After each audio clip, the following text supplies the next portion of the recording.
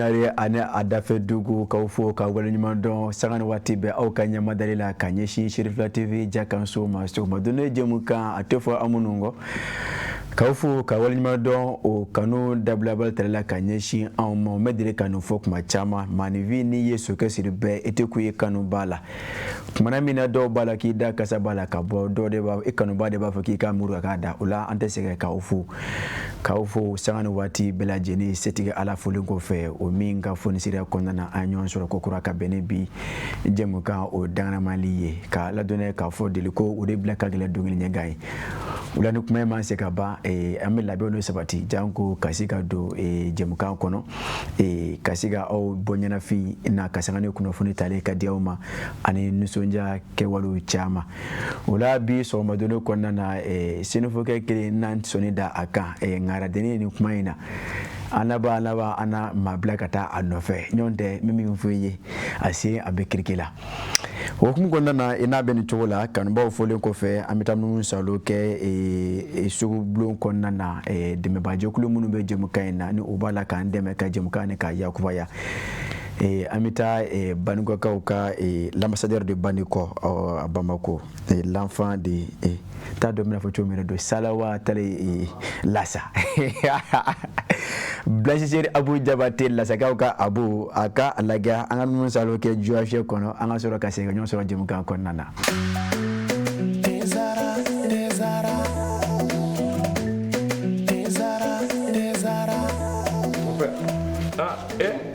amona gani dey abe min wuli tasuma kawa mon père Mali bébé ni nele bara ni Afrique bé ni nele ni infusé ka jikala ka ke teka o nele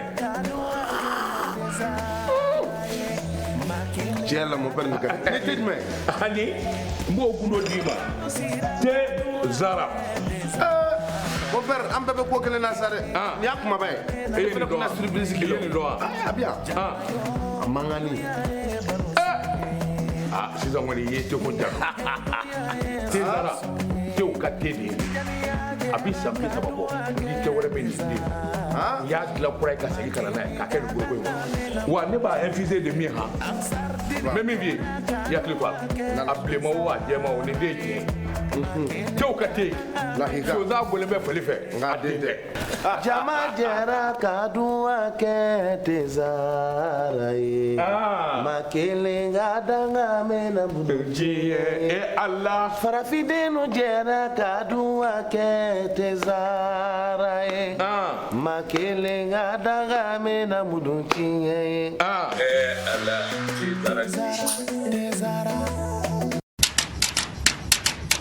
Malima muso ne de ba fe kan na dumange kwa kebi ne kununga da langoloto na mi no fe o na de bito beni zamzam kan na jini ngura boleye abuyon épicé na poulet malima muso e de ba fe ka ko ke ladia ni salade lale kerengere ne ye ni nga jege kene da safe fe mi mo dunja zamzam kan na jini mbuyon poulet ana épicé du aw mino nyeso ko jini na wiye wale kele aw ba fe ka place spécial la domini kerengere ni gono kele mi me o labi zamzam kan na jini ngura bouillon poulet ana épicé du Mali kono gabu kono donzo dema ya bela jele ka nisodia ni ka tobile ye ejiki semenjere ke zamzam ka najini ngura bouillon poulet ana épicé ko kebe mena ka nisodia ni ngabla munyana na mako jora kuna kuni werela zamzam ka najini ngura bouillon a épicé na poulet ka abise ka wuli ka se bebe nyarela immeuble babu yarala Zavia Kerefe rue 429 porte M1 wale kala kana ga juru be bamba 76 80 0062 16 wale kele 76 38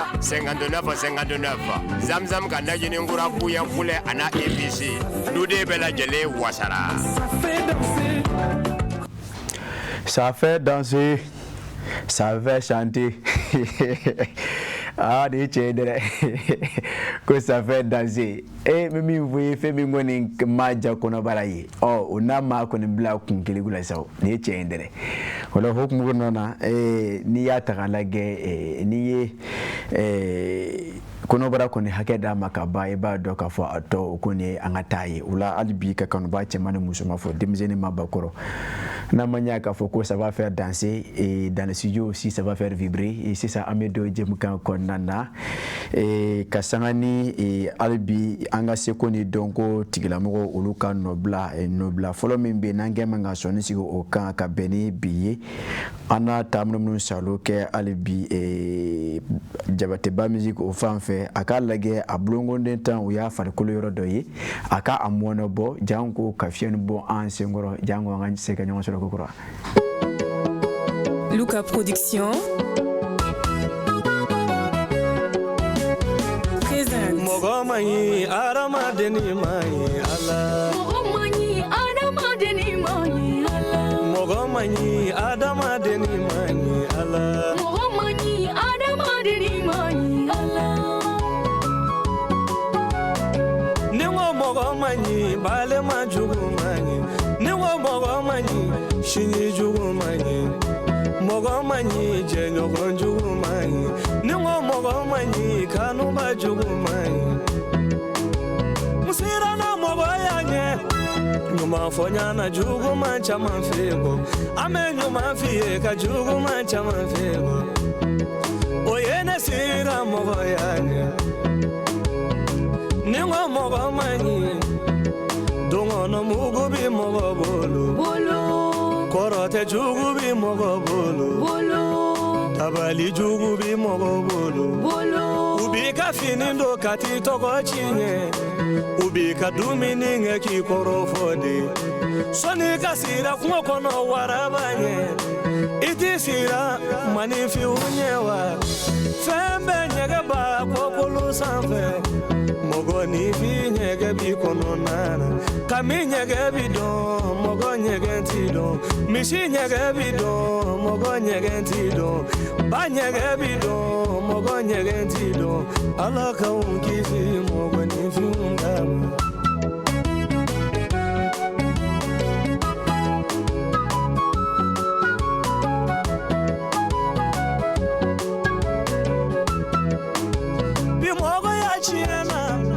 Bimogo ya kera mishi bojalane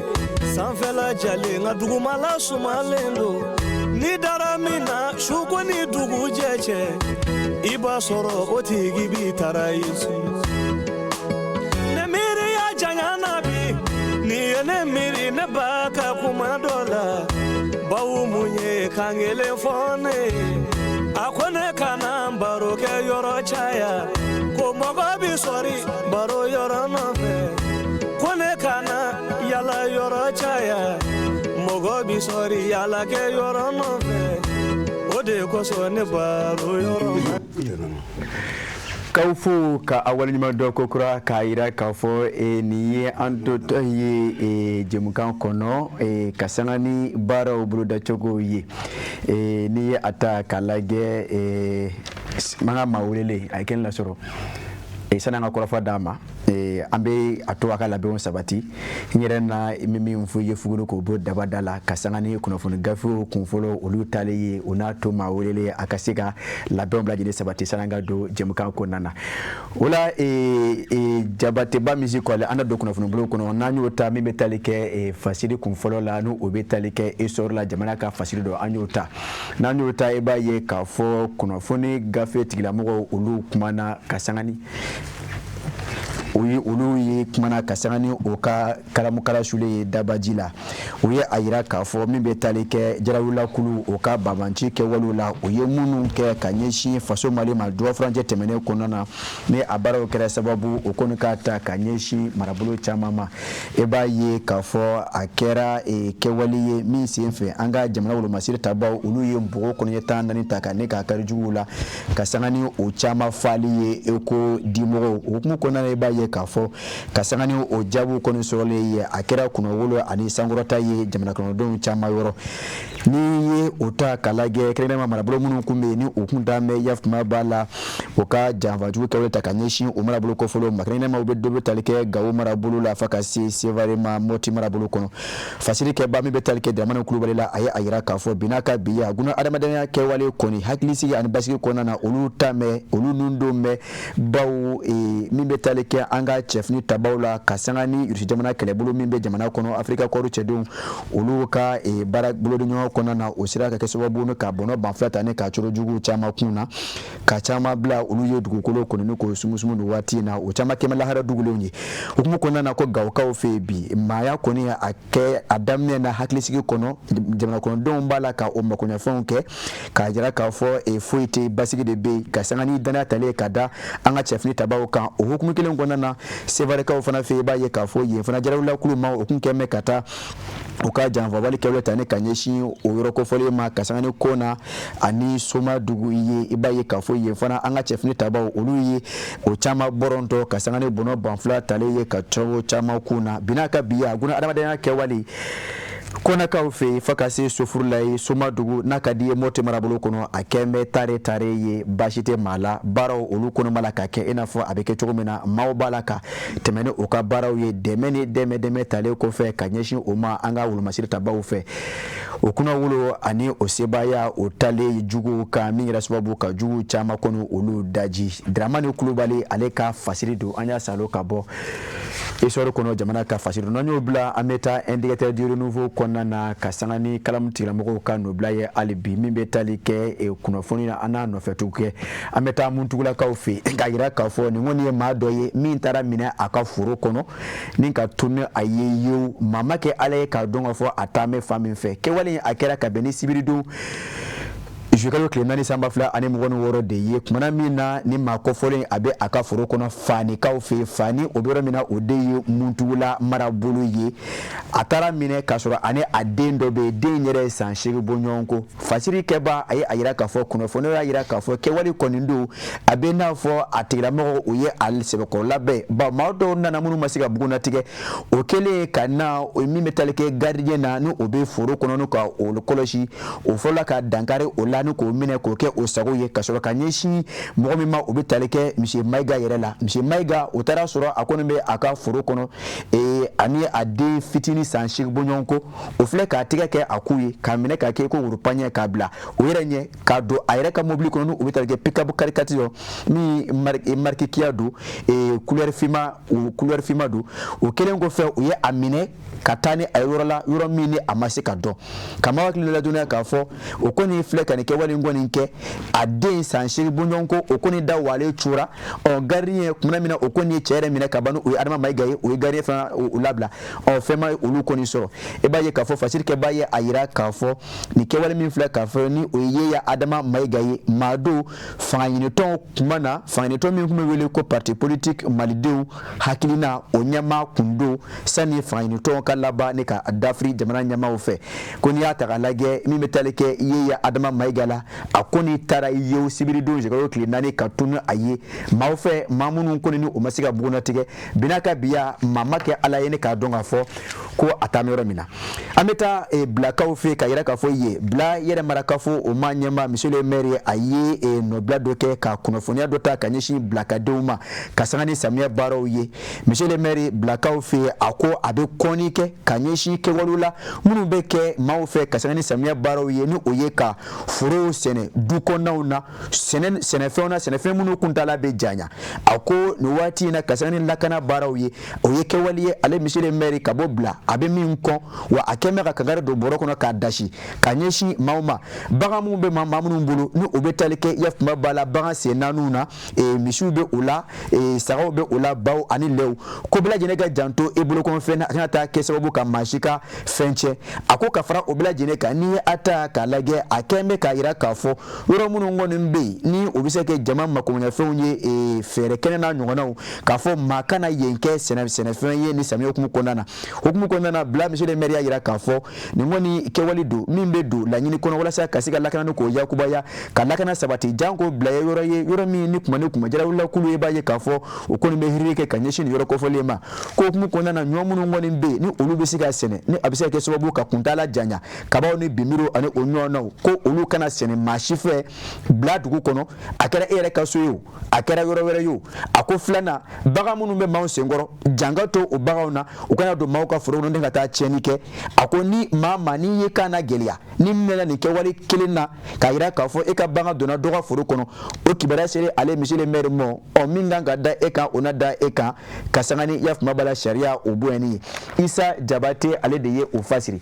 ka bɔ NDT kɔnɔna na min bɛ tali kɛ an ka jama ɲɛmaaw la ka sanga ni o ka baara kɛ yɔrɔ min bɛ ni o ye DGCC ye ka bɛn ni dimanche don juillet kalo tile 5 ye o ye tigɛ da camion dɔ kan min famɛ taji dɔ la ni o ye essence dɔ ye essence in yɛrɛ a ye mɛn k'a fɔ essence do min tɛ man ka kɛ mɔgɔw ka mobili kɔnɔ kuma tɛ moto ma bawo essence do a tulu ka ca a dɔw la olu essence machine o bɛ kɛ yɔrɔ min na o ye usines ye minnu bɛ bayɛlɛmani kɛ kɛrɛnkɛrɛnnenya ka se ka yafuma b'a la fɛnw bayɛlɛma ka kɛ fɛn wɛrɛ ye ko olu essence bɛ don o de kɔnɔ nka a yɛrɛ k'a fɔ ka bɛn nin don kɔfɔlen ye nin citerne a kun kɛn bɛ ka kunsi station dɔ ma a taara sɔrɔ station tigilamɔgɔ yɛrɛ kɛn bɛ ka bisimila cogo min na a ka se ka essence yɛlɛma station kɔnɔna na fasiri kɛba Dirisa Tiɛnɛ a ye a yira k'a fɔ DG cɛdenw kumana min na o kɔni u ka labɛnw sabati o ye mobili dɔ fo ka taa tigɛ da a kan ni station kɔfɔlen kɔnɔna na tigɛ dalen a kan o y'a ye k'a fɔ essence min don n'a kɛra station kɔnɔ bɛɛ maa o maa n'i y'i to yɛrɛma k'a ta ka k'i ka bolomafɛn kɔnɔna na a dɔw la bolomafɛntigiya kɔni e t'o kɛ bilen i tɛna kɛ ka maa tɔw kun ta filɛ o taw sanfɛ bawo taji don min lahala man ɲi a man ka kɛ mobili kɔnɔ a man ka kɛ moto kɔnɔ a bɛ kɛ yɔrɔ min na o de ye usines ye o hukumu kɔnɔna na o steering minɛ kumaɲɔgɔn kɔni ma sɔrɔ steering tigi da station tigi min fana bɛ yen ni o kɔni tun bɛ ka yamaruya di a ka kɛ ale kɛ station kɔnɔ ɲininkali tɛmɛnen kɔfɛ a la ale fana ma se ka fɛn fɔ maa bɛ kalaturu min kan o nɔ kɔni fɛ o kɔni steering minɛ ka taa ni o ye station o ye o daw suwa ka yira k'a fɔ o kɔni datugulen na to fa don min na ni diɲɛ dira o ma Dirisa Tiɛnɛ ale de y'a fasiri an y'a salo ka bɔ indicateur du nouveau o kɔnɔna na n'an ye indicateur du nouveau bila an bɛ taa kɛɲɛbakaw fɛ ka sanga ni nouvelle horizon ɲɛdankura o talen k'a yira k'a fɔ ni mani ye si olu ma labɔli kɛ kuma dɔnnaw ko ten ka sanga ni o de ye nin ye funankɛni dɔ ye ni a si bɛ san 30 bɔ ɲɔgɔn ko n'o kama ko Burama Sisoko ale kɔni kɛra sababu ka muru turu a fa a n'a kɔrɔkɛ a n'a dɔgɔnin dɔ la min kɛlɛ bɛɛ lajɛlen kɛra a fɛ jumadon juillet kalo tile 3 sanba 2 ni 26 a ko a kɛra kamanaganko ye maa n'a fɔ k'a fɔ ko mun ne bɛ a kɔnɔ a kun kɛn bɛ ka mun ta ɲininkali kɔni tɔ min o kɛn bɛ bawo n'i ye a ta k'a lajɛ min bɛ tali kɛ Burama Sisoko la a fa o de ye Bakari Sisoko ye o si san 66 bɔ ɲɔgɔn ko don ka fara o kan a kɔrɔkɛba o de ye Mamadu Sisoko ye ani a dɔgɔnin o Baga Lagare Alifa Sisoko o kɔni a filɛ ka muru ta ni ka turu ninnu bɛɛ lajɛlen na faali buna kun kan nka kɛwale kɔni kelen a labanna ka sɛntigɛ ani kolaba kɔni ta fasiri kɛba ni o tali kɛ Dɛma Kɔnte la a ye a yira k'a fɔ kabini juillet kalo tile 3 ye Kɛɲɛba ni o bɛ tali kɛ juma donya na ni juma fɔra e b'a ye k'a fɔ a bɛ kɛ bato don ye damakasi don bawo juma ye lahɔrɔma don ye ko nka nin don kofɔlen ko a kɛra jigilatigɛ ye kinikini ani kamanagan ye Kɛɲɛba ani a lamini bɛɛ lajɛlen bolo ka sababu kɛ Burama Sisoko a si bɛ san 30 bɔ ɲɔgɔn la ale yɛrɛ k'a fɔ a kunkolo de ɲaamina wa a ye mun ta maa ma kɛ Ala ye k'o dɔn a filɛ ka muru ta ni ka a turu a wolo fa Bakari Sisoko la fa a ko ni ŋɛnɛ karaba o tɛmɛnen kɔfɛ a kɔrɔkɛ Mamadu Sisoko a y'o fana sɔ ka fara o kan o Baga Lagare Alifa Sisoko a fana ni ka taara muru ta ni k'o sɔ to cogo la ni ka sɔrɔ ka muru fili k'a yɛrɛ ɲini o kɛra min kɛ o ye maa ninnu kɔni ta ka taa ni bana kɛnɛya kunfɔlɔ ta ni ka ɲɛsin o ma n'o ye premier soin ye nka a labana min na min bɛ tali kɛ o Baga Lagare la ni o ye o bila fitinin ye o kɔni ale labana ka to ko in na kabini karidon juillet kalo tile 5 ye fakɛma ani kɔrɔkɛma o ye olu ta ni ka nana o ye Bamakɔ an bɛ don min na bi olu kɔni bɛ ka kɛnɛya ba bunakun kan yan o b'a la ka kɛnɛ ta ka ɲɛsin olu ma Bamakɔ kɔnɔna na yan maa kɔni binna ka biya kunkan wɛrɛ ma sɔrɔ k'a dɔn k'a fɔ olu lahala bɛ cogo min na nka min bɛ tali kɛ lakana tigilamɔgɔw la olu kɔni kɛn bɛ ka taa bale gosi k'a yira k'a fɔ ni maa min kɛn bɛ Burama Sisoko ye fɛn ye kana fɔ k'i bɛ kiiri tigɛ yɛrɛ ye o nɔ kɔni fɛ i y'a ye yɔrɔ min na lakana tigilamɔgɔ minnu ka surun ye k'i ko in ka fɛɛrɛ kɛ ka kunkan lase olu ma a kɛra polisilakaw ye wa walima gendarmelakaw Burama Sisoko tiga bɛ se ka da a kan cogo min na baw maa tɛ se ka to yɛrɛ ma kanu ko wɛrɛ in kɔni kɛ nka maa caman ye a yira k'a fɔ Burama ni a hakili tɛna kɛ ɲɔgɔn fɛ baw ɲɛnaminimafɛnw a na kɛ ni a ye o kanu a dɔw la maa fana y'a yira k'a fɔ mara cɛnni na ye nin ye baw denw bɛ bɔ bolon kɔnɔ ka taa fɛn dɔw ta o masaw tɛ min kalama o bɛɛ lajɛlen bɛ se ka kɛ kɛwale ye ka maa bila nin kɛwale in na bina ka biya o ba ka lagare Alifa Sisoko o kɔni tora a ta la nka kɔrɔkɛma Mamadu Sisoko ani fa Bakari olu bɛ furakɛla Bamakɔ yan bina ka biya Dɛma Kɔnte ale de y'a fasiri an sera ka min salo ka bɔ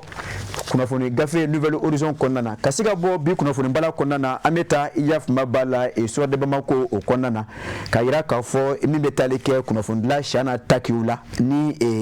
nin waati na kiiritigɛlamɔgɔw a bɛ olu ka bolo kan a ka surunalili kɛbaw n'u taali kɛ a ka avocat la o tun y'a ɲini k'a fɔ k'an nabila n'o ye liberté provisoire ye o ka taa ka ɲɛsin Shana Takiw ma n ko kunu ka sanga ni kiiritigɛlamɔgɔw kɔni ka laseli ye o ye a yira k'a fɔ o k'an nabila kun fɔlɔ n'o ye liberté provisoire ye o min kɔni tun b'a la ka ɲini ka ɲɛsin Shana Takiw ma o y'a yira k'a fɔ a sɔn ma kɛ o ma k'ala dɔnniya k'a fɔ Shana Takiw yɛrɛ kunnafoni dila don kunnafoni di gafe min bɛ tali kɛ 20 septembre la o directeur de publication don n'i y'a ta k'a lajɛ a min na kiiritigɛlamɔgɔw fɛ ni k'a bila mandat dépôt la ka bɛn ni juin tile 8 san 2026 ye a kɛra pôle de lutte contre la cybercriminalité o de fɛ ka sababuya kɛ ko falakɔnɔ bin de tigɛra a da fɛ ka sanga ni kunnafonidilaw cɔra jɛrɛ ye min kɛra faso Mali kɔnɔ n'an ko ma ko Forum panafricain des médias Bamako FOPAM a kɛra juin o daminɛw la n'i ye a ta k'a lajɛ okumu kɔnɔna na o kɔni labana ka Iyafuma Bala Shana Takiw minɛ nin cogo in na ka sanga ni o kɔrɔfɔ dɔw fɔli ye min ye dankari kɛ kiiri tigilamɔgɔw ka baara kɛcogow la okumu kɔnɔna na juin tile 8 a bilala mandat dépôt la o kun y'a ɲini k'a fɔ o ka se ka liberté provisoire ta ka di Shana ma kama sɔrɔ ke Shana yɛrɛ ka projet a jɔda damɛ ka bɛn min ma o de ye juin tile 27 natɔ ye nka sɔnni o cɛ a ka lafasalikulu maaw kun y'a ɲini k'a fɔ liberté provisoire n'o bɛ se ka sɔrɔ Shana ye kunu ko ni kiiritigɛlamɔgɔw y'a yira k'a fɔ o sɔrɔtɔ tɛ a ye fasiri don an y'a sama ka bɔ Soir de Bamako Laya Jara ale de y'a fasiri ka se ka bɔ bi kunnafoni gafe o kɔnɔna na k'aw fo ka waleɲuman dɔn ka yira k'a fɔ jelimuso ma kɛnɛ lasɔrɔ bi senufɔkɛ kelen kɛmɛ k'i sɔnni sigi kunnafoni gafe kan maa kelen baara don a dɔw la a man nɔgɔ anw sera ka min fara ɲɔgɔn kan o de ye nin ye sisan n y'a jigin k'a fɔ an ka maa welele labɛnw bɛɛ lajɛlen sabatila Jabatɛba misiri n bɛ segin e ma sɔɔni e ka taa ni n ye juwafiyɛ kɔnɔ dɛmɛbaajɛkulu minnu bɛ jɛmukan na ne ni n ka maa welele an na ɲɔgɔn bisimila ni ka sɔrɔ ka don jɛmukan kɔnɔna na. Malimamuso ne de b'a fɛ ka na duman kɛ wa kɛ bi nɛ kunun ka dalankolon to na min nɔfɛ o na de bi tobi ni zamzam ka najininkura bɔlen ye a bouillon épicé n'a poulet Malimamuso e de b'a fɛ ka kɔkɛ ladiya ni salati dilalen kɛrɛnkɛrɛnnen ye ni ka jɛgɛ kɛnɛ da sanfɛ fɛn min b'o dunja zamzam ka najinin bouillon poulet a na épice dun aw minnu ye sogo jeninaw ye wali kelen aw b'a fɛ k'a ka plat spéciaux dilan dumuni kɛrɛnkɛrɛnnenw golo kelen min bɛ o la bi zamzam ka najininkura bouillon poulet a na épice dun Mali kɔnɔ Gawo kɔnɔ donso denbaya bɛɛ lajɛlen ka nisɔndiya n'i ka tobilen ye i jigi sɛmɛnjiri kɛ zamzam ka najininkura bouillon poulet a na épice ye kɔkɛ bɛ minɛ k'a nisɔndiya ni ka bila muɲamuɲa na n'a mago jɔra kunnafoni wɛrɛ la zamzam ka najininkura bouillon a épice n'a poulet kan a bɛ se ka wuli ka se bɛbɛ Ɲarela immeuble Babu Yara la Zavia kɛrɛfɛ rue 429 porte M1 wali kelen a ka nɛgɛjuruku bɛ banba 76 80 0072 16 wali kelen 76 38 59 59 zamzam ka najininkura bouillon poulet a na épice duden bɛɛ lajɛlen wasara. Ne Désara de ka kɛnɛya ani lafiya sabati bɛɛ lajɛlen farikolo la a ka di kojugu. Ni ne bi yan gɛrɛn baro bɛ ɲaga wa bɛɛ lajɛlen ɲɛda bɛ walawala n'u ye ne min kaban dɔrɔn bɛɛ lajɛlen bɛ nisɔndiya ne ko jɔn de star yɛrɛ. Mais aw ka kuma ka ca sa ne de ye star ye ne ka di wa n bɛ dumuniw timiya. Ne de ye Lɛzara ye ne ka di denmisɛnninw ye wa mɔgɔkɔrɔbaw kɛrɛbɛ tɛ k'aw to ne mini na a b'aw kolo sigi k'aw mɔdiya o de y'a to ne ka di denmisɛnninw ye kosɛbɛ. Aw yɛrɛ fɛ jumɛn de ka di ani jumɛn de bɛ n'an cɛɲa ne de don tomate concentré Zara ne kelen pe dɔrɔn awɔ nka an bɛɛ de stari n'aw ko dumuni sanuman caaman a ye tobilikow la sanbalaɲɔgɔn sugandi n'o ye Zara ka dumunifɛnw ye a be sɔrɔ Mali feereyɔrɔ bɛɛ. Zara ye Nouveau Soleil SARL ka produit dilannenw ye. Ntara nana bamananw ko ten ko dantigɛliba man ka sɔrɔ o la bawo n bɔgɔla somɔgɔw ɲɛna a dɔw la somɔgɔ sama tɛ o la bilen o la k'aw fo kokura k'a ladɔnya k'a fɔ nin y'an dontɔ ye tugu jɛmukan kɔnɔ kumana min na an ye fiɲɛni bɔ an senkɔrɔ o ye jɛmukan yi tacogo ye bawo sɛgɛnnafiɲɛbɔ a dɔw la o ka fisa kɔmɔsurugu kan o ma o la an ka maa welelen o tɛ maa dɔw le ye honorable n'a ka di n'a fɔ tɛ honorable bawo n bɛ min fɔ i ye maa dɔw le tɛ Bamakɔ yɛlɛmana k'a fɔ gale kɔnɔna na o la kɔnɔ ka pan a tigi bolo n'a kɔrɔ fɔ segin a yɛrɛ ma a n'a foli ta ka ɲɛsin filɛbaa cɛman ni musoman ma a kelen kɔfɛ k'a yɛrɛ fɔ o ye nin waati in na Shirifula TV sanfɛ n balimakɛ e ni sɔgɔma. Ni sɔgɔma. Basi t'i la. Alhamdulilahi rabbil alamin. An bɛ Ala fo k'Ala barika da. A diyara ye. Ala min y'an sigi nin kɛnɛba in kan. O don. K'a kɛ kɛnɛ wasalen. O don. Kira kanu kosɔn. Sherifu baraka kosɔn. Sallallahu alaihi wasallam. O don. Ne ye Ousmane Sangare. N ye maire délégué Sikɔrɔni mairie la. O don. N kana commune 1 quartier dɔ don. Voilà. Ousmane Sangare k'i fo k'i waleɲuman dɔn e taamasen na e bisimila e nakotan a tɛ goya an ye ka na an ka wele jaabi i y'a fɔ cogo min na e ye maire délégué ye Bamakɔ yɛrɛ marakafo gale kɔnɔ kelen yɔrɔ min bɛ yen u bɛ Sikoro o mairie kɔfɔ o la ne ni e bi an lajɛ ka masala min kan o de ye Zale ye bakuruba la min bɛ sara yɛrɛ marakafo denw fɛ o la an lajɛ ka ɲɛfɔli kɛ Zale kan mun ne ye Zale ye jɔn ni jɔn b'a sara a kan ka sara cogo di n'a sarala a kan ka don wo jumɛnw fɛ monsieur le maire ni ma fili an n'a jama bɔ kun banna nka sani o cɛ an y'a kanu ka hakililajigi kɛ bawo ka to sira tɔ ni k'o gɔnna dɔɔni Mali yɛrɛ lahala bi a bɛ cogo min na ka saga ni découpage kura ye monsieur le maire kɛ bɛ ka labɛn dɔw sabati o la monsieur le maire an ma daminɛ o la. Alhamdulilahi rabbil alamin. An bɛ segin Ala fo ko kura ye. O don. O tɛmɛnen kɔfɛ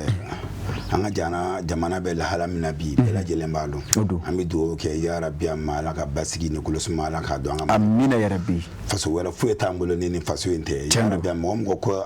a b'o ɲagami an bolo Ala k'o tigi yɛrɛ ɲagami k'o bila ka taa amina Ala k'o bi dingɛ kɔnɔ a yɛrɛ tɛ se ka bɔ dingɛ min kɔnɔ amina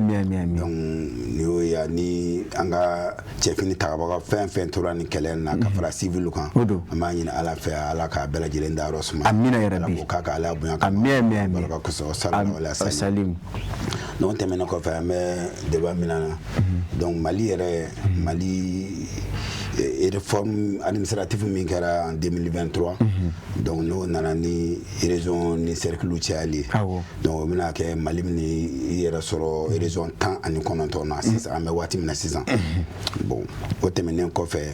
cercle yɛrɛ fɛnɛ ta cercle 100 ani cercle 50 ani cercle 6 an fɛ yan nɔ sisan arrondissement 400 ani 81 commune 800 ani 15 village n'o y'an ka duguw ye o ba 12 ani 7 ani 12 o bɛ Mali yɛrɛ sigicogo la ni an Mali yɛrɛ dugukolo wɛrɛ fɛnɛ ta k'a lajɛ an ka dugu in ka bon ni farafinna dugu caman ye ni an ta k'a lajɛ an bɛna fɔ 3e position la parce que an ka dugukolo yɛrɛ kama donc Mali dugukolo bɛ 1,241,238 km². Tiɲɛna an ka bon o ye dugu ɲɛfiyɛ ye voilà mɔgɔ min b'a kɔnɔ bi a bɛ se mɔgɔ 23 ma donc Mali ye jamana belebele de ye donc nin de kama hali ni an ka ko cayalen parce que jugu mago bɛ ka dɔ tigɛ ka bɔ a la mais ni Ala sɔnna a ma Mali yɛrɛ indivisible. Le Mali est indivisible. An bɛ to an ka keleya la maa foyi tɛ min bɛ se ka dankari anw na. donc Bamako yɛrɛ fɛnɛ n'a Bamako ta k'a lajɛ o fɛnɛ kɛra arrondissement 7 ye donc o kɛra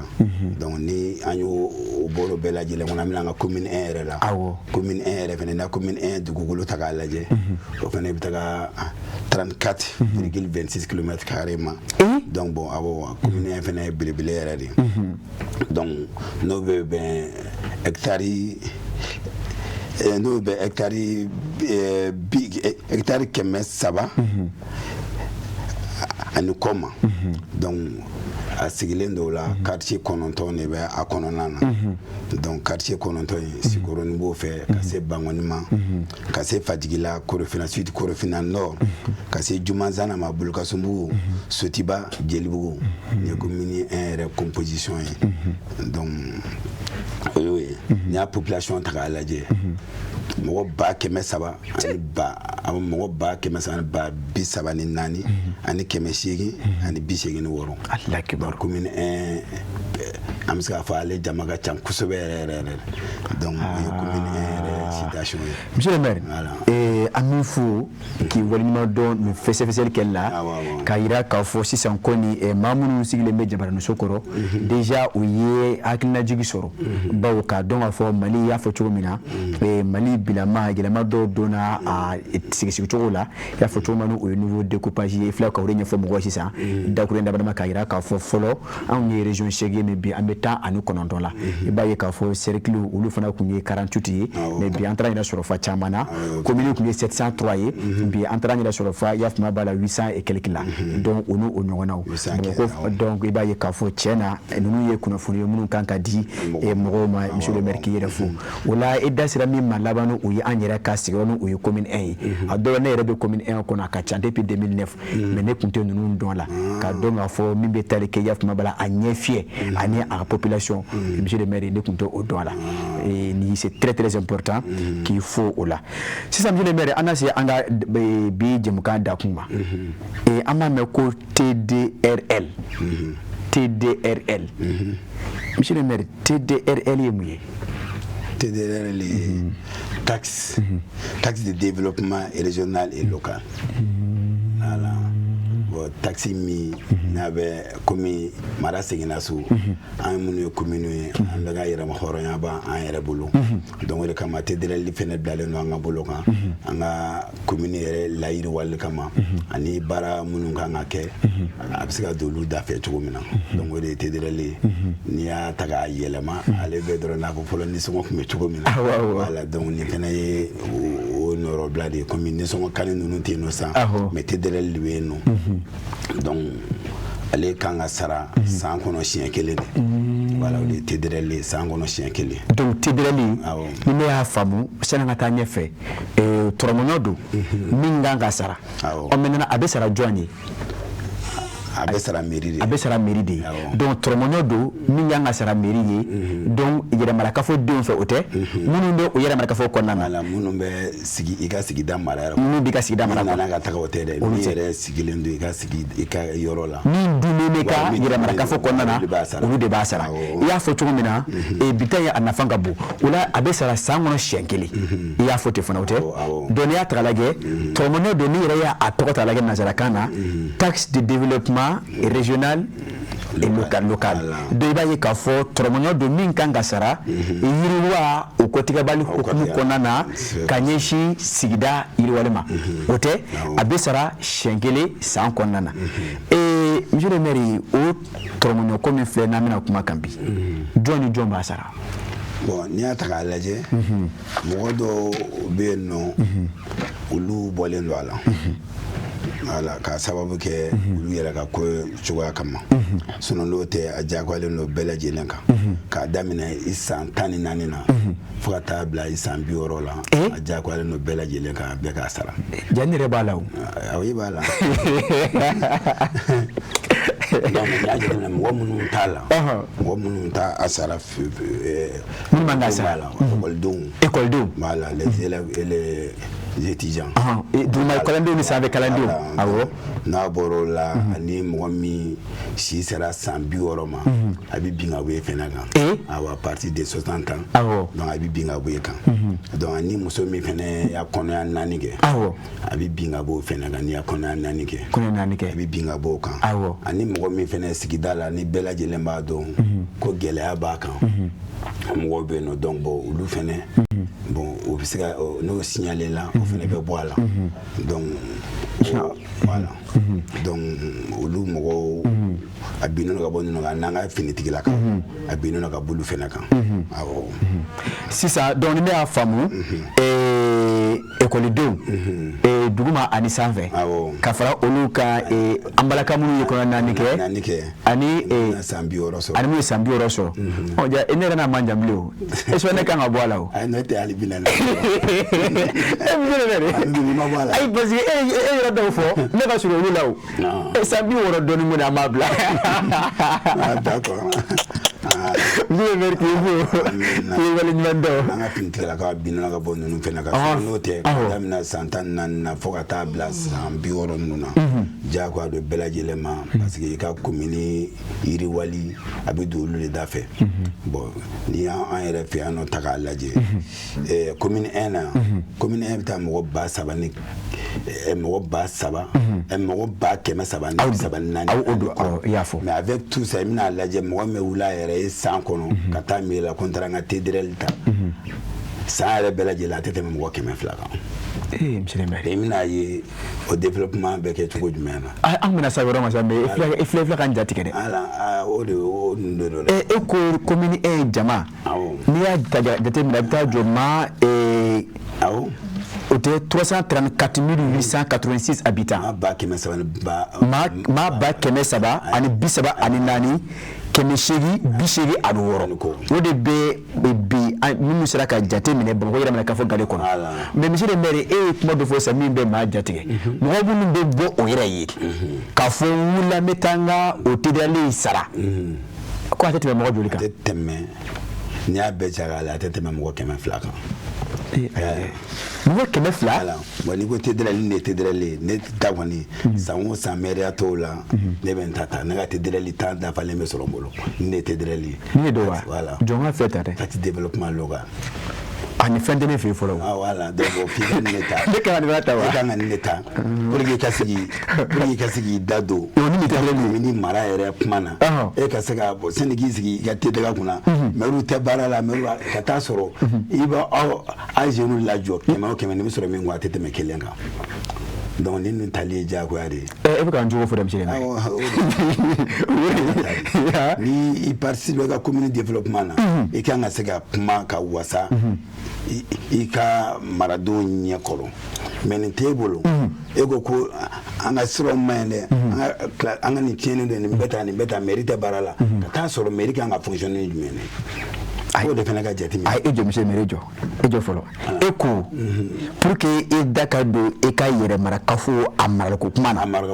fani ne ka y'i bolo nin kan ka ye e bolo k'a dɔn k'a fɔ e yɛrɛ ye jamanakɔnɔden ɲuman ye e ye bon citoyen ye nin kan ka ye e bolo mais ni nin t'e bolo e bɛ ka t'i sigi ka kiiritigɛliw kɛ ka taa sɔrɔ e yɛrɛ t'i ka commune yɛrɛ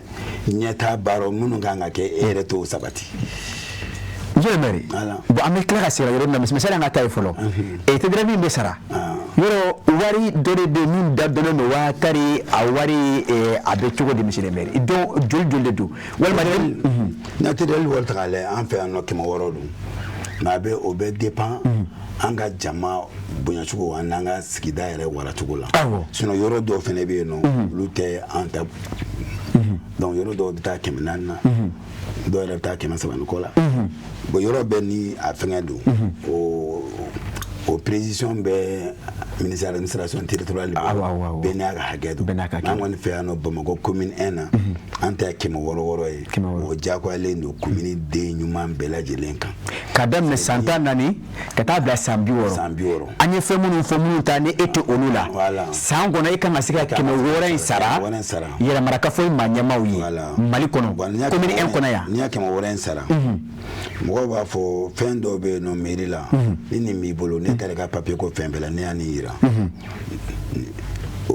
ni taxi kan ka bin ka bɔ yen ka baara min kan ka kɛ min na puis wari ninnu dɔrɔn e b'o dɔrɔn de sara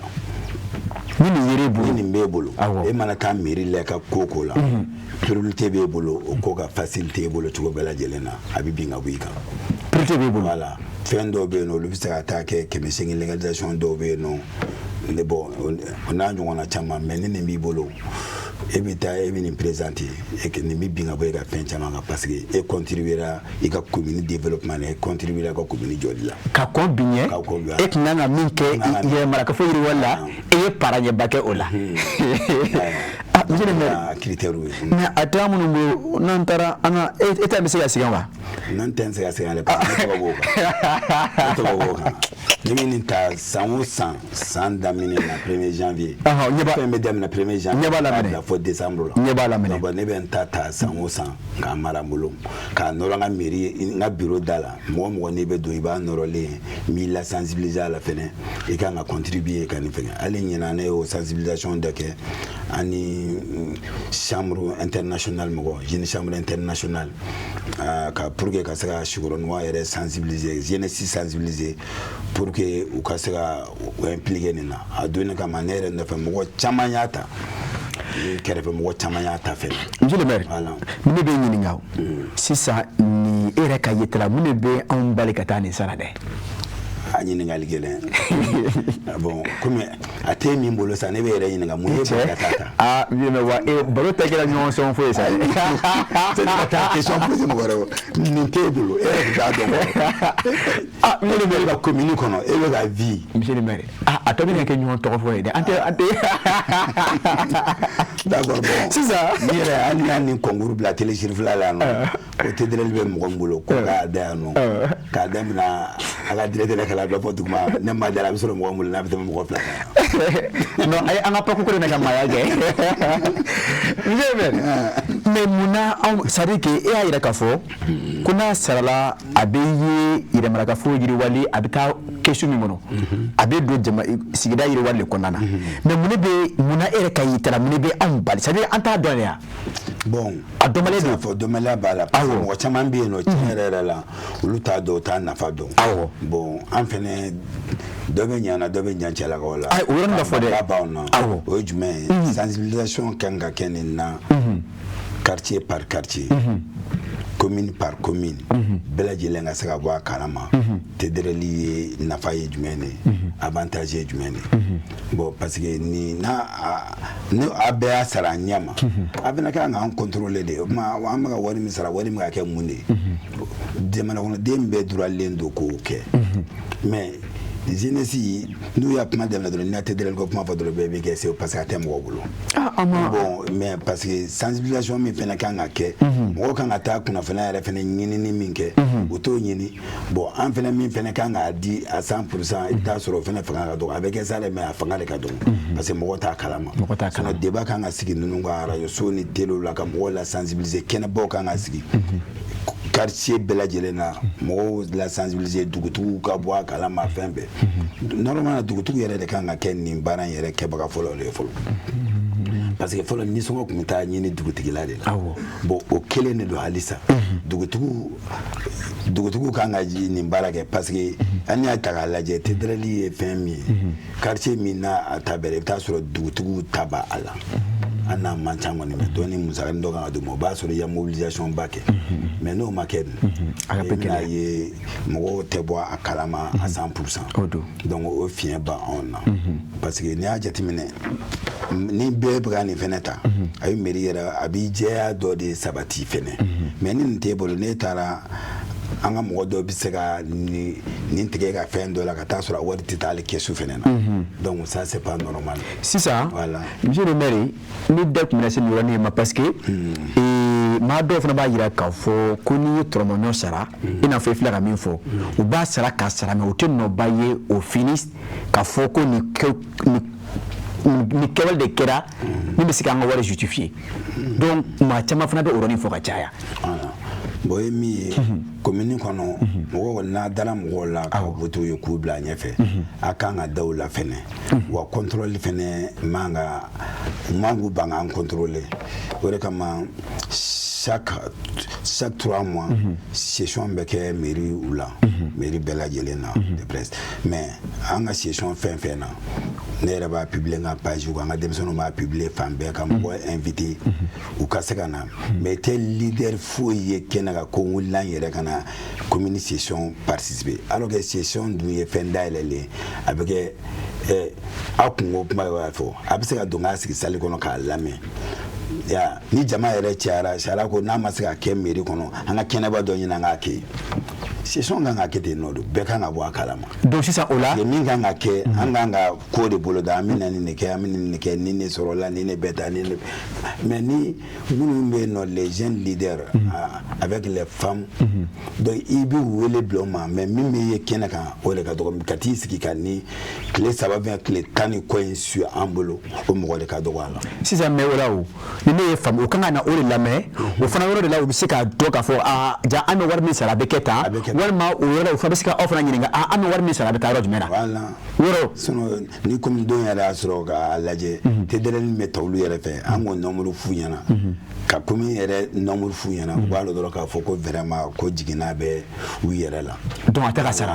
sara ti sara donc bon we gele badi sensibilisation ko no ko commencer surtout jeunesse mun be en fait no san no CNJ we on commencera ko lu yere de informer ça ko lu motiver o ka se ka mo informer donc le la nyina yere do ni sara ka ke donc bon notre kala tare nyefe de ibina yi akoy me do bala kosobe sinon en fait no tiere la atabaga ka do kosobe atabaga do tiana numbura yanyere bas mo ba kema sabana kola mimi mutayere atete mo kema fana ko yoro kwani amsaka faut makola ça ne va pas du tout mais cette année vraiment avec les sensibilisations donc voilà chama sera ka ira ya kono chama ira ya kono je le mermi ni comme ngure ne wala o ni bela on me siganga te dawa krefe ko mermi ngoni antebala anga sira mai e ko tutambulo jitambulo nyama teche ami klenko fo meruma ja o bara be keni to nyonde voilà parce que ana bara do be keni ne ana soro jamana fene jole mbado kumina parce que jamana rebe wari do musaka meri kusube nya ta kema saradala jamana be biolon fla ani kelenita meri bisa mo kono to ngona to be ba yira ka fo anga dota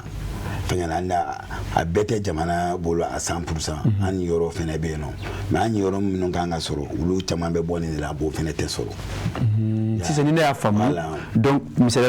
par exemple 29% mimbe nous quand on s'est tameri fait donc 29% repose en grande partie donc sur les TDR là avec TDR mimbe sala de baye ka fo madura afamba be bo ola afamba be bo la parce que nya jatimine yuta soro sa ko so do be no e gol so tolu so golendo sami do aka america ngo ire pare ulu glana bon mais anya soro sira glana no te meri bolo navo gitrondan mais yoro ire pare li fara angata ni yoro en labe sira mai puke ka sira da ko do temne kan ba yoro nu bakanga america ngo bela jelen ta shari surtout ambe wati mina sa samia sila yoro do be no lu baraka ke yere ire bolo ke bo ibita soro kairi jando fene be na america ngo lu ta shari ona nyoko no bo lu bere be bo tedre linde la mais ni hotel sarad bo ibita soro jamana dumbe war fene blanga no be kenenkele ndo be do fa do nendo parce que collectivité fait barakelo de fene ba ambulo na fo barakela mun be docteur sola mun be en bolo mun be anga la so gardien nous faut assez mettre ma mbebe collectivité konona na bon jamana be musaka de blanga na mun be sawara be bo fina mais en yere kan fem pitine mun ke 29 min dalen do en yere kan o de soro li yere de problème yi ambulo donc yimina ye ka fo o kama mo tama bi sigi ante barala ante fengena bon e kan na rôle mi ke o teke bon taxi mun fena kan ga sara ko fe no e nga taxi mun mutamna sugula no e sale no yera bamana ga fo ko dole wa je ne sais pas donc ulu fene be ulu be ye fe mun bebe commune deme don aka uluga jola monsieur le maire mais o konu suku konta yoro o konu o bisala dongo dore est-ce que c'est ta gwaye suru parce que ni ma filmer ne mo do ye o to yere ga o korala kam ko konu mene awo o be o taxi we lu fene be kan asara malo yere fene na ibita laje o fene teke a nyere mo o fene teke a nyema parce que ni o yere be mina nyema yere kwa aziti a éclairci lendo ambe gela chama na chenre la nganga bola anga bo fene kono nana parce que ni fɛn ti mina cogo la a ti don a don cogo la i bɛ taa sɔrɔ dɔrɔn gɛlɛya bɛ k'o caman na sinon normalement na ne y'a ni kuma fɔ an ka session na a mɛnna k'a ɲɛfɔ an ka maire principal ɲɛna Umaru Togo m'a fɔ nin yɔrɔ in na n k'u k'a lajɛ décentralisation kɛra cogo min na ka commune ka yɛrɛma hɔrɔnya d'o ma an quartier minnu fɛnɛ bɛ yen an fɛnɛ quartier dɔw de ye responsable ye mais i bɛ taa sɔrɔ salo mina minɛ an ka sugu kɔnɔ taxi bɛ minɛ an ka sugu kɔnɔ ka taga hali an minnu bɛ yen nɔ an tɛ taa fan dɔ a caman na donc o de man ka se ka kɛ n ko a k'a lajɛ sugu minnu bɛ yen nɔ ni wari bɛ minɛ u la dɔw ka se ka to mairie yɛrɛ fɛnɛ bolo parce que quartier ka laɲini fɛnɛ bɛɛ mina ka anw de la mɔgɔ bolo k'a fɔ an kɔni bɛ yen nɔ ka taa sɔrɔ fɛn bɛɛ bi cɛ ka bɔ an kɔrɔ ka taa n'a ye fɛnɛ fɛ an tɛ ɲɛba don a la o justification fɛnɛ kan ka se ka kɛ ka sɛgɛsɛgɛli bonya baara bɛ se ka kɛ tiɲɛ na cogo min na an yɛrɛ ni ala cɛla na commune bɛ se ka bɔ degun na wari n'i y'a jateminɛ wari bɛ bɔ suguw kɔnɔ mais san mana na ka taa an ka sugu kɔnɔ musow sen bɛɛ bugɔ ye dɔw ta mina f'u kunbɛlikuru la an ka feerefɛnw de bɛ dugu ma an ka nafɛnw dalen tabolo kan sen bɛ sɛnsɛrɛ ka k'a la mais avec tout ça ça ne va pas o de kama parce que a bɛ bɔ sugu min kɔnɔ a wari kan ka se ka o sugu entretien kɛ mais a bi cɛ ka bɔ yen nɔ a bɛ bɔ an bɛɛ kɔrɔ a bɛ taga bɔ tiɲɛ yɛrɛ la o yɔrɔ justification kɔni ne bɛ kuma n bɛ kuma n wasalen parce que n b'a fɛ baara ka kɛ cogo min na n'a tɛ kɛ ten nɔ on est obligé an bɛ kuma ne dun b'a fɔ an ka kɛnɛw kan n b'a fɔ an ka session salle kɔnɔ n b'a f'u ɲɛna baara bɛ ka kɛ cogo min na taa fan man ɲi jamana quartier fɛnɛ kan ka bénéficier fɛn dɔ la n'a ma ɲɛ kɔni an ka salle n'an ka fɛn bɛɛ bɛ sara taxi bɛ sara donc fɛn dɔ fɛnɛ kan ka kɛ se ka k'a ye bon n'i y'a jateminɛ nin bɛɛ bɛ jeune caman décourager kun bɔ k'u ban ka tɛ dɛrɛli ta parce que n'an sigira kɛnɛ o b'a fɔ an bɛ ka fɛn minnu yɛrɛ sara an ma ɲɛ d'olu la fɔlɔ surtout an ka taa nin fɛnɛ fara kan donc ni danaya ma don mɔgɔ ani population cɛ dɔrɔn baara kɛli bɛ gɛlɛya. Monsieur le maire, voilà pour que ka kuma appuyer ne bɛ Jainɛbu de la ni anw ka sanni bɛɛ bɛ kɛ yɔrɔ min na o de ye Farada sugu mais a dɔ la a la min na Farada sugu bɛ cogo min na i b'a ye k'a fɔ ni san nana n'i taara nafɛnw dalen ye duguma k'a fɔ ko nin de bɛ san ka taa tobi ka di aw ma a bɛ manjugu kama sɔrɔ kɛ diɲɛ ala ye diɲɛ don da i b'a sɔrɔ aw ka mɔgɔw n'o ye miiri mɔgɔw ye u bɛ sugu kɔnɔna na u bɛ taa mɔgɔw tantan ni mɔgɔ minɛ an balakaw la ani feerekɛlaw la bon e min fɔ e yɔrɔ dɔ fɔ c'est très très important n'i taara sɔrɔ nafɛnw dan bɛ duguma o bɛ tila k'a fɔ k'anw bɛ sale sara o zalen bɛ don o ye jumɛn fɛ ja o zalen kan ka se ka na de ka na sugu dilan au moins ni san nana ji ka se ka tɛmɛ ji kana jɔ an ka plateau kɔrɔ ji kana jɔ an ka nafa feere kɔrɔ an n'a bɛɛ ma se ka don a la sa a kan ka an kan k'an kɔfilɛ o la ayiwa i filɛ ka Farada sugu min fana ye Sikɔrɔni Farada komi caman b'a fɔ ko Bangɔni Farada tɛ Sikɔrɔni Farada sugu k'a daminɛ sugu in na ka taa bila fɔ Ɛlimutari la ka jigin ka taa bila fɔ pont min b'a ni Bangɔni cɛ pont de b'a kɔ de b'a ni Bangɔni cɛ o yɔrɔ ninnu na sinon a bɛɛ ye Sikɔrɔni Bangɔni yɛrɛ sigilen don Sikɔrɔni dugukolo de kan Sikɔrɔni kelen na 1839 o y'a sɔrɔ Bangɔni ko kuma tɛ yen kinkɔrɔba de don donc bon Sikɔrɔni dan ni kun bɛ Sikɔrɔni dan la i bɛ t'i minnu fɔ 3e dan la fɔ sugukura ninnu bɛɛ bɛ Sikɔrɔni dugukolo fɛ fɔ Minkumu ninnu fɔ Kuluba ninnu bɛɛ bɛ Sikɔrɔni dugukolo kinkɔrɔba don ni ye quartier kɔrɔba de ye donc Bomboli Ɲare ninnu ni Marije Ɲare ninnu ka sigida fɔlɔ de ye Sikɔrɔni ye donc bon o kama n bɛ fɛ ka Farada sugu de f'i ye fana ko bɛ Sikɔrɔni fɛ n'i y'o yɛrɛ ta k'a lajɛ sugu belebeleba de don parce que sugu 12 de bɛ commune 1 kɔnɔ a 14 o tɛ olu tɛ sugu belebeleba ye fɛnɛ mais sugu belebeleba min bɛ yen nɔ i bɛna jate sugu 12 in na o sugu 12 sali min minɛ don o don n'i y'o bɛ segin o de kan ni baara bɛ kɛ tiɲɛ kan a sugu ninnu man ka ye nin ye cogo in na ni baara bɛ kɛ tiɲɛ kan ani ala cɛla na a sugu ninnu man ka ye tɔrɔgɔ la kan mais a tɛ k'a kɛ cogo la mun bɛ aw bali k'o baara kɛ tiɲɛ kan mun b'an bali k'o baara kɛ tiɲɛ kan minnu bɛ sali minɛ na ani sugu président dɔw minnu bɛ sugu la olu de ye Bamaw les ye n'olu ka tata t'a la a bɛna mairie la waati min na donc an kɔni bɛ min versele i bɛ taa sɔrɔ dɔrɔn tiɲɛ yɛrɛ la an tɛ se k'a dɔn ko an ka sugu in bɛɛ lajɛlen wari montant de ye nin ye par mois bien par an ko de mina donna na fo nga saison kena kan go tsa ke na bigi taga calculer ka montant bela jelen fo ngo donc baraka nga laje tien daga ni ti ano ka fo ko mepma ko parce que ka pma do to wara kono non ambe tien kena de kan akunye de nyemo ka laje yelema jume misika ka nga salim na chugula na fo ani ara wa fo wati do la ngona tebe o ka ke electronique na fo même kuma ka ke bongoli nyaro suguni fene suguni ndo machine be no fembe ame wati mina 6 ans informatique wati on sommes au 20e siècle avec la numérisation technologie développée c'est vrai ya iga wari niya donoro itoko bi donoro tekte abita bo fang comptabilité là nimbela yelembe no mais baraka ke tienka na tefe ko de serata mama nyetu ko ka bolita no suno ni sugutan nani nganga sekambo bolola anga kesu munu ni magasin munu sale mi menon fait nous ye au vent nous sans qu'on n'a aucun singa commune développé n'a beke anyanga tienka monsieur le maire n'a beke a tienka anyama ki faut ki wali mondo monsieur le maire wati tote bereyi e kumate banfola hakli odebe ato dafa ki faut ki wali mondo monsieur le maire tiena et déjà vraiment a jara only parce que on me clé ka nous faut on me clé ka dunu goshi me mate onti asade ateme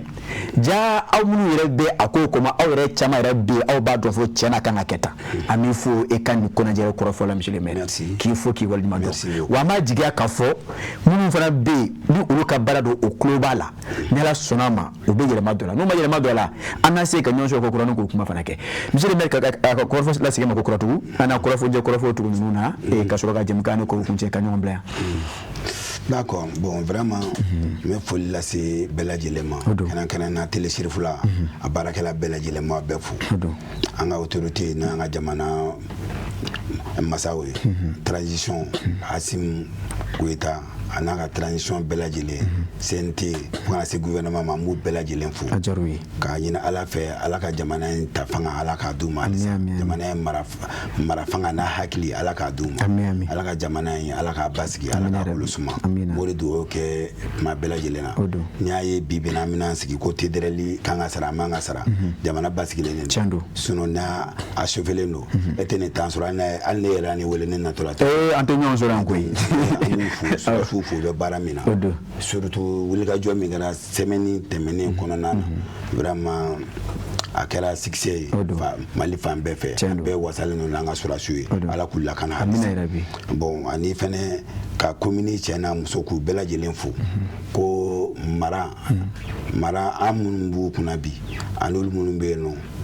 anga danyo wana baraka ke o ka oroli mi ko fene ke ko ka contrôle boli na session be no chaque 3 mois o ka nyine ka do ka session participer anya soro matedi mo ma me kon kan gisiki ka quartier ka commune baraka chugo na mara chugo ko donc jeune leader munumbe no amene wole de blow map mabe o kanna o kan wisigite no ka ke critiquer lo ami jega faranyo kan de ka baranke amunu membe secondaire la mo kana kono ni nana siro tiene soro ka pon girene soro fonze baby commission na kata soro on ka bara limiti de beno wala wori fembe mbe soro nga commune anga quartier no ngona baby cheka tanga mbiri balila uluta nyedo chugo mina ala fena tsaka nyaba falati angoni mana o ka saka dobla nga bolo ka commune quartier obisa bara chugo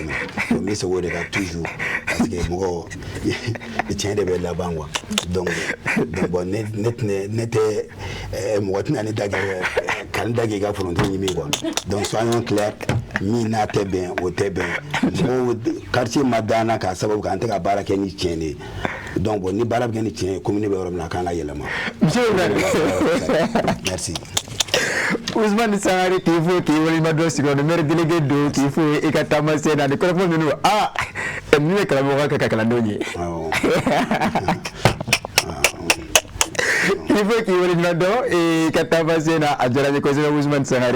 et vraiment ko fo mun fora ajaranya nya jiga ka fo mauna to mutasoro la bita ko bitanya una don fo tiana Ousmane Sangare fa na dando o be jiga chama ta kanye chama we don fo vraiment we adai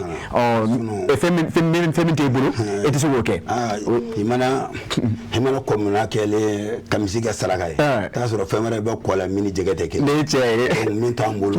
c'est OK c'est da odo mona me baraka ni ala chelana jelana o ko na anse dan odu voilà ka fo ka walima do maliko no ade maliko kan wati na mungu zime ka nyamada e chef TV Jakan so fe ante segande nyina kan so bu ma fu an fadan karam ro mari islam to nga fram to mo conseil islamique du mali manyama asedu sherifu so man hadara ka fo fa ya bangoni jangene bulo na ka de maya ka duwa ka uye ka duwa nyino fe ka fo shija laba an kenen laba ngoni mala ko dianuma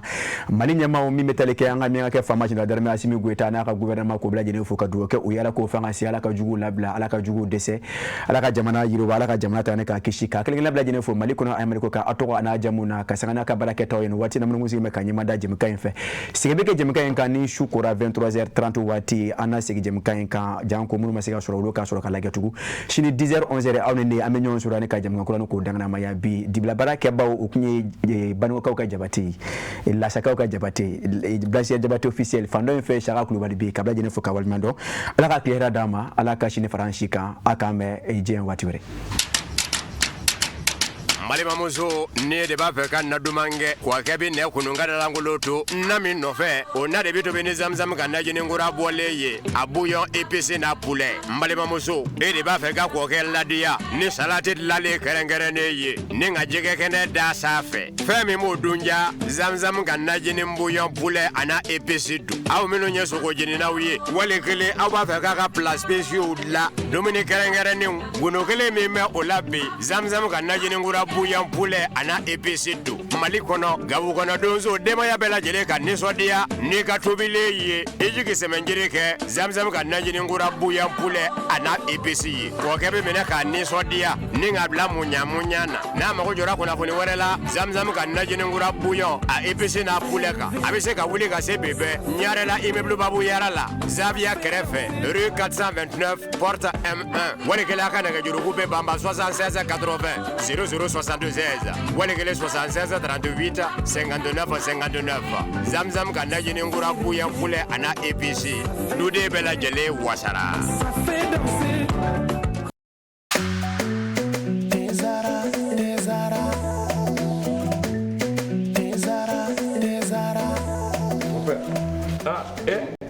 amona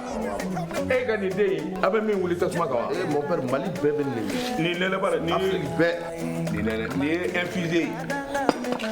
ka jikala ka ke teka unene jela mon père ngaka ni tidme ani mbo kundo dima te zara mon père am bebe ko kele na sare ni akuma bay e ni do na surprise kilo ni do bien mangani sisan kɔni ye te ko jara te zara tew ka te de a bi san bi saba bɔ ni te wɛrɛ bɛ nin den n y'a dilan kura ye ka segin ka na n'a ye k'a kɛ nin goroko in kɔnɔ wa ne b'a infusé de min han n bɛ min f'i ye i hakili to a la a bilenma o a jɛma o nin den ye tiɲɛ tew ka te sonsan golen bɛ fali fɛ nka den tɛ jama jɛra ka duwa kɛ te zara ye ma kelen ka danga mena diɲɛ e ala farafidenu jɛra ka duwa kɛ te zara ye ma kelen ka danga mena mudun tiɲɛ ye ala te zara